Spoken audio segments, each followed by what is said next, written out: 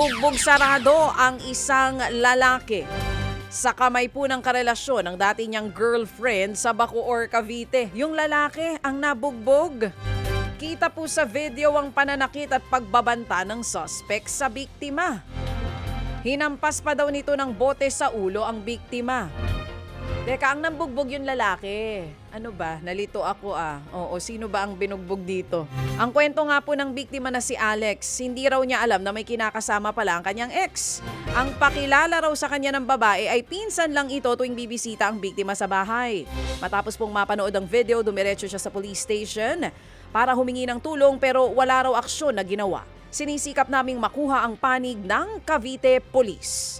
Bakit walang ginawang aksyon ang Cavite Police? Dito rin po sa San Juan Police may kilala naman ako na nakawan ng bisikleta. Nagreklamo sila dyan sa may San Juan. Pagdating doon, inaksyon na naman pero iniba daw yung report. Pinalabas ang nakahuli doon sa nagnakaw ng bike ay yung mga pulis. Hindi naman. Ano man nangyayari sa mga kapulisan natin, Sa iba pang balita, mga kapatid.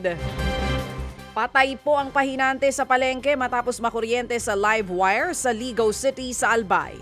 Sa investigasyon, nagbababa po ang lalaki ng mga paninda mula po sa taas ng truck nang biglang madikit sa kable ng kuryente. Naku po! Humingi po ng tulong ang mga kasama niya pero natagalan po ang rescuers. Naisugod po ito sa ospital pero idineklarang dead on arrival. Sumuko po ang truck driver sa pulisya na kalaunay pinakawalan din naman. Isinugod naman po sa ospital ang 20 estudyante matapos sunod-sunod na sumakit ang mga ulo at tiyan sa Gutalak, Zamboanga del Norte.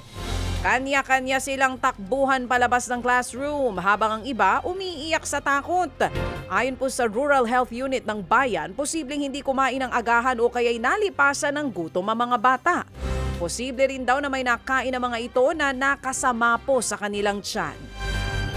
Agad namang sinuspindi ang klase at nagpatupad po ng blended learning. Sa bayan naman po ng Rizal sa Palawan, 13 high school student ang sabay-sabay umanong sinaniban ng masamang espiritu. Nagbabalik ang ating high school days. Ganito lang mga problema natin nun, Sa bawat classroom may mga sinasaniban. Namimiss nyo na ba yung ganong simpleng buhay? Ayon po sa barangay, ilan sa mga estudyante nawala ng malay. Ikaw naman, baka naman totoo nga ito, may mga ganun talaga.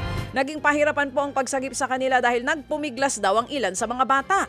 Ligtas naman na ngayon ang mga sinaniban daw na estudyante. Pero trauma raw ang inabot ng maraming bata sa paaralan. Patuloy po silang inoobserbahan ng mga opisyal. Yun po kasing mga kabatch ko, o yung mga millennials sa mga trentahin nating tita, ito madalas noon po talaga ang nangyayari sa mga schools noon. Hindi ba kaliwat kanan po yung mga sinasaniban? O ngayon dyan sa Rizal, Palawan, meron din daw sinaniban. Sa iba pang balita, mga kapatid, sinuspindi po ang pasok sa buong Camarines Norte ngayong Lunes. Kasunod po ito ng natanggap na banta sa seguridad ng mga eskwelahan sa lalawigan. Ayon kay Camarines Norte Governor Ricarte Padilla, layon po ng suspensyon na tiyakin ang kaligtasan ng mga estudyante, guro at maging ng publiko. Bineberipika pa ng mga otoridad ang umano'y banta. Hinikayat naman ng mga taga Camarines Norte na gamitin ang suspensyon para paghandaan ng Super Typhoon Inday.